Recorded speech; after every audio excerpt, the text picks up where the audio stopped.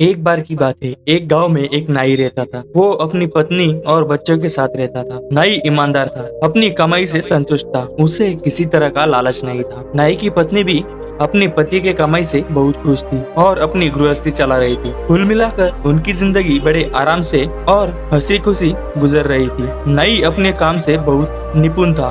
एक दिन वहाँ के राजा ने नाई को अपने पास बुलवाया और रोज उसे महल में आकर हजामत बनाने को कहा। नाई ने भी बड़ी प्रसन्नता से राजा का प्रस्ताव मान लिया। नाई को रोज राजा की हजामत बनाने के लिए एक स्वर्ण मुद्रा मिलती थी। इतना पैसा पाकर नाई की पत्नी भी बड़ी खुश हुई। अब उसकी जिंदगी बड़े आराम से गुजर रही थी। घर पर किसी चीज की कमी नहीं थी और हर महीने अच्छी रकम की बचत होने लगी। नाई, उसकी पत्नी और बच्चे सभी खुश रहने लगे। एक दिन शाम को जब नाई अपना काम निपटा कर महल से वापस घर आ रहा था तो रास्ते में उसे एक आवाज सुनाई दी। आवाज एक यक्ष की थी।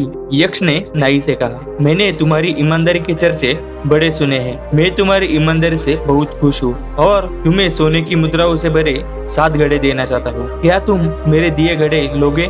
नाई पहले तो डर गया, पर दूसरे ही पल उसके मन में लालच आ गया और उसने यक्ष के दिए घड़े लेने का निश्चय कर लिया। नाई का उत्तर सुनकर उस आवाज ने फिर नाई से कहा, ठीक है, 7 घड़े तुम्हारे घर पहुंच जाएंगे। नाई जब उस दिन घर पहुंचा, वाकई उसके कमरे में 7 घड़े रखे हुए थे। नाई ने तुरंत अपनी पत्नी को सारी बात बताई और दोनों ने घड़े खोलकर देखना शुरू किया। उसने देखा कि 6 घड़े पूरे भरे हुए थे पर 7वां घड़ा आधा खाली था। नाई ने पत्नी से कहा, कोई बात नहीं, हर महीने जो बचत होती है वह हम इस घड़े में डाल दिया करेंगे। जल्दी यह घड़ा भी भर जाएगा और इन 7 घड़ों के सहारे हमारा बुढ़ापा भी आराम से कट जाएगा। पहले दिन से ही नाई ने अपनी दिन भर की बचत उस 7वें घड़े में डालना शुरू किया, पर 7वें घड़े की भूख इतनी ज्यादा थी कि वह कभी भरने का नाम ही नहीं लेता था। धीरे धीरे नाई कंजूस होता गया और घड़े में ज्यादा पैसे डालने लगा क्योंकि उसे जल्दी अपना 7वां घड़ा भरना था। नाई की कंजूसी के कारण अब घर में